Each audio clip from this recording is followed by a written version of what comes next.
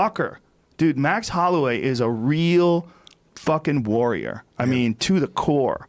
That guy relishes it. He loves it. When he was like chicken necking at Aldo and he's got his hands down, he's talking shit to him and stalking him, you could see it in Aldo's face like he was drowning. You could see the waves were coming and he knew he wasn't going to be able to dog paddle for too long. Like, he's like, Jesus Christ, like, how am I going to keep up with this guy? And the thing about Max Holloway that's so interesting is he, in a lot of ways, he has that sort of Nick Diaz approach where he's not hitting you with all of his might. He's not throwing these haymakers unless he's got you hurt. Until he's got you hurt. Once he's got you hurt, then he's just fucking whipping bombs your way. But until then, he's just constantly on you, just constantly peppering you, constantly on you. Kick, knee, punch, move forward, move forward. And you're just dealing with him and trying to breathe. You don't get any breath.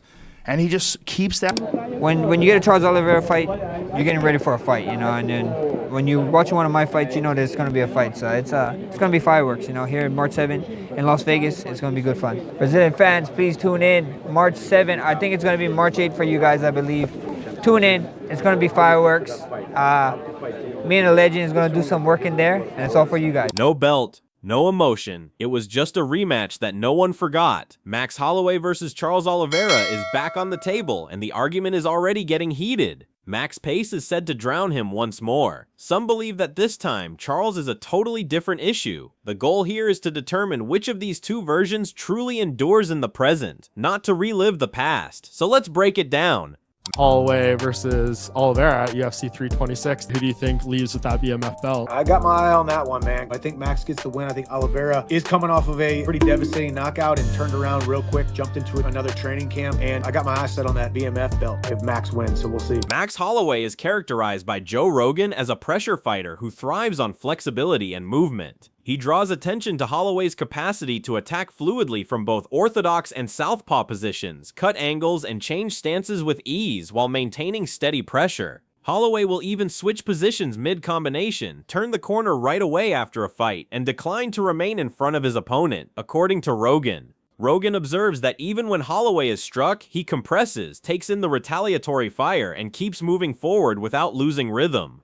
You know, excellent footwork, combinations, cuts angles well, reads the fight. That's the main thing. You know what I mean? He reads the fight. So yeah, he reads the fight, and he's so good at implementing that strategy of like consistent pressure, constant angles, switching stances, and he switches stances flawlessly. Fights just as good southpaw as he does orthodox, and he'll switch in the middle of a combination, and then turn corners on you. Absolutely.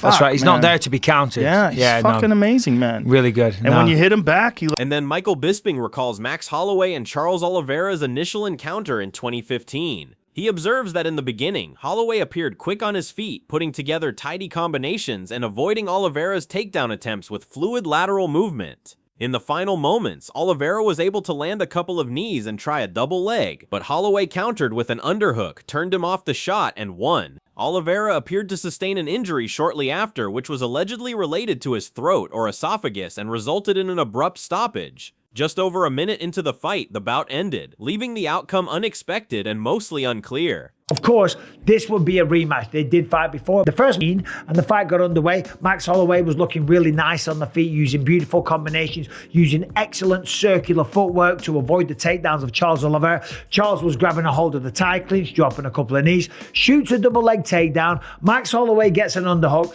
spins him off him, uses the underhook, gets top position, and then Charles Oliveira, seemingly injured. Apparently, it was an esophagus injury, something to do with the throat, and that was that. The fight finished in 1 minute, 39 seconds, and it was kind of uneventful. Okay, the fight was only just getting started, and it was very unfortunate for Charles Oliveira. Okay, yes, Max Holloway won the fight, but it wasn't like a knockout. Yes, it's down as a TKO esophagus injury, but Max didn't really. Bisping frames this matchup as pure collision. He describes Charles Oliveira as a fighter who doesn't hesitate or feel his way in. He advances, hits hard, strikes with real Muay Thai craft, and if the fight touches the mat, he can end it in a blink. Bisping contrasts that with Max Holloway's mindset, pointing out that after a brutal win over Gauthier and a knockout loss to Topuria, Holloway didn't look for safer options or rebuild fights. Instead, he called for the most dangerous name available. That willingness to step straight into fire is why Bisping believes this fight needs no selling, why the BMF label actually fits here, and why Holloway's career will ultimately be remembered for courage as much as skill. Charles Oliveira doesn't give a damn. He walks down his opponents. He's great on the feet. He's got big power. He's got excellent Muay Thai. And on the ground, he is an absolute wizard. He will just find a submission and take it.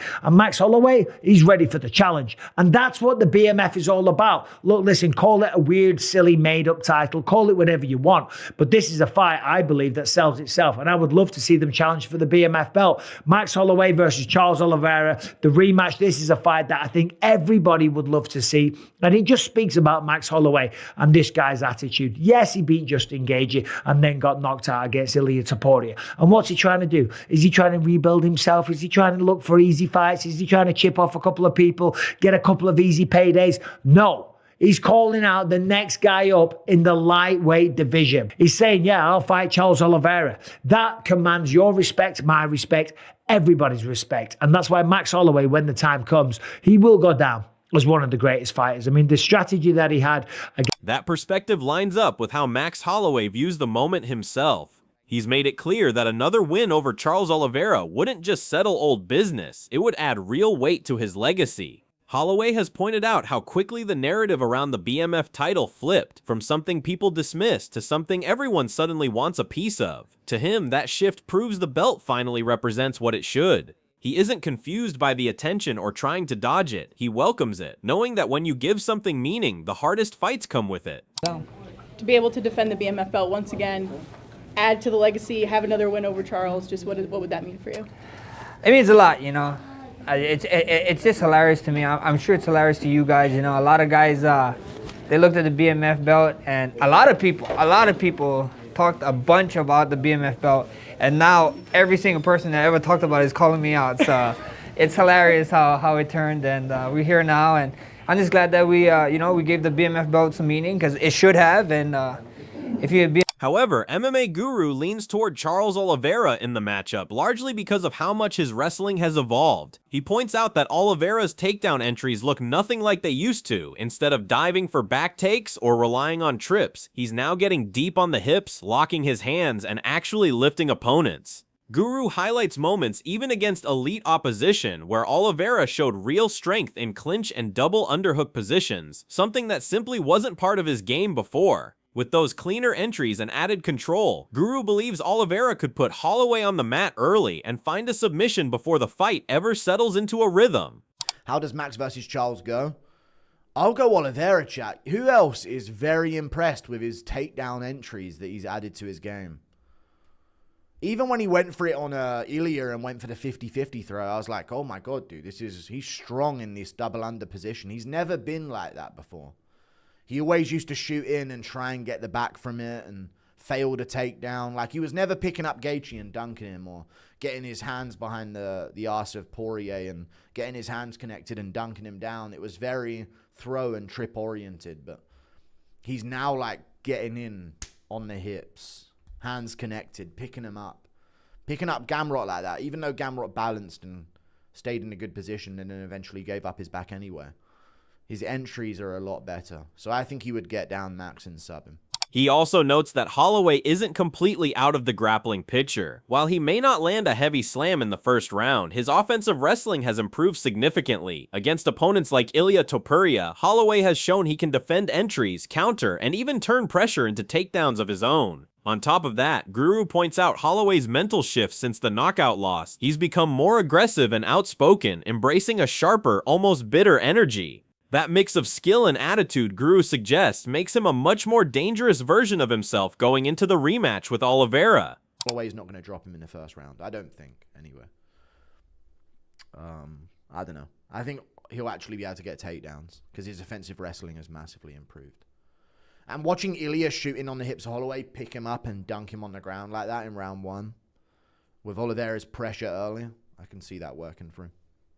Max Holloway has turned into a trash talker since the KO. Yes. Thank you for the 2. He has, hasn't he? He really has gotten a lot more bitter. He was saying, you know, Oliveira did some BS injury. He's 1-0 down. We got some shit to solve. I like it though. I like that. Moreover, Michael Chandler keeps a close eye on the BMF stakes of the Holloway versus Oliveira rematch. He leans toward Holloway, pointing out that Oliveira is coming off a heavy knockout and had to jump straight into another training camp, which could leave him a step behind. Chandler sees that as an advantage for Max, who he believes is in peak form and mentally sharp, ready to capitalize on every opportunity. Beyond just the fight itself, Chandler frames it as a chance for Holloway to claim a symbolic prize that has grown in significance, a belt that now carries meaning and history. For Chandler, it's not just about who wins on the scorecards, it's about who walks away with both momentum and legacy, cementing their place at the top of the sport.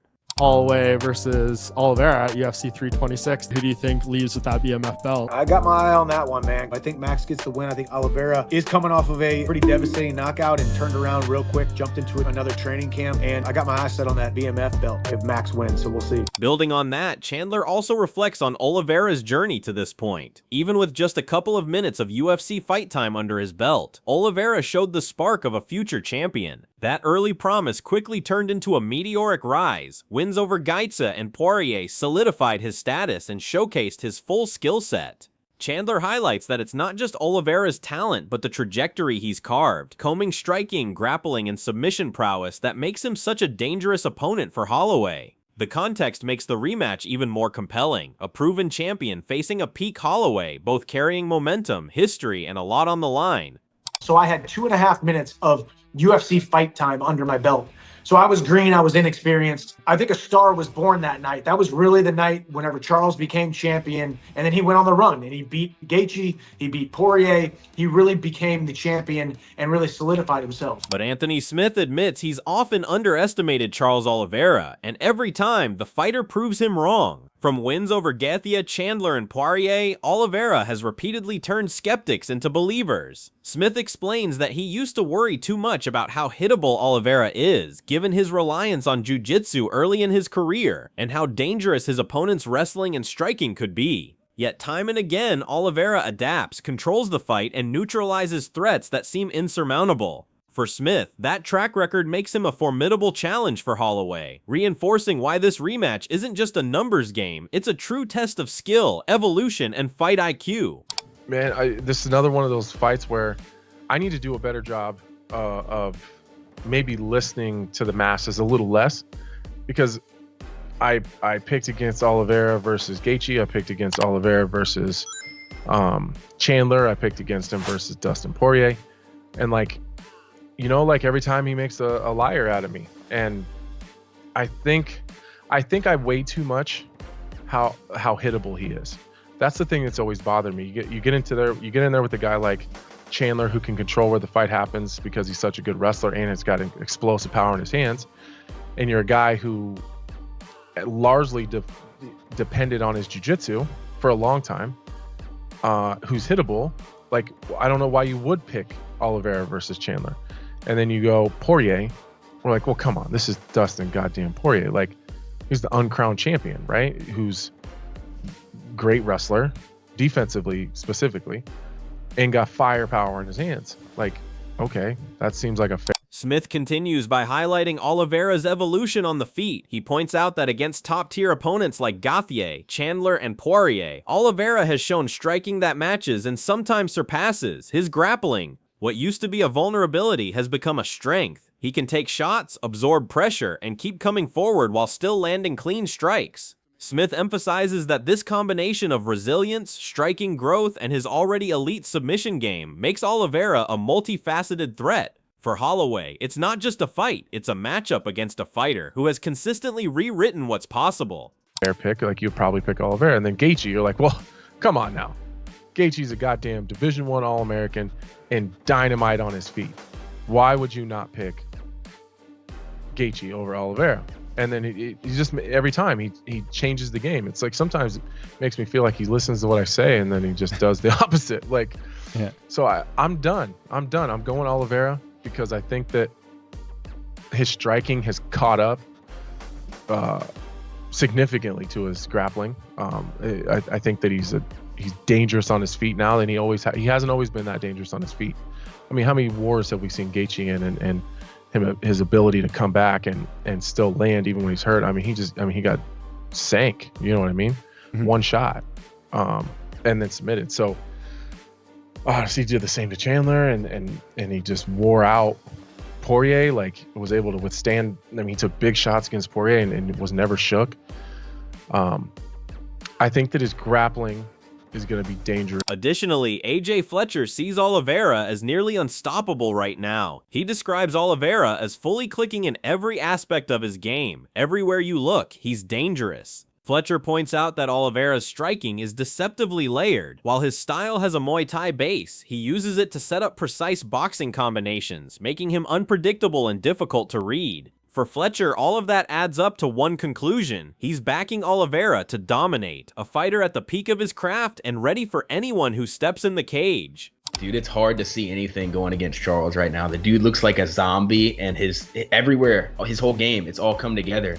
And he's got a weird style on the feet too. He's got like a Muay Thai style, but he's got very, very good boxing. And he almost uses his Muay Thai to, like, oddly enough, set you up for his boxing, if that makes sense. So I'm gonna rock with the champ. So who do you see walking out on top, Oliveira or Holloway? Drop your predictions in the comments, and don't forget to hit subscribe for all the latest fight breakdowns.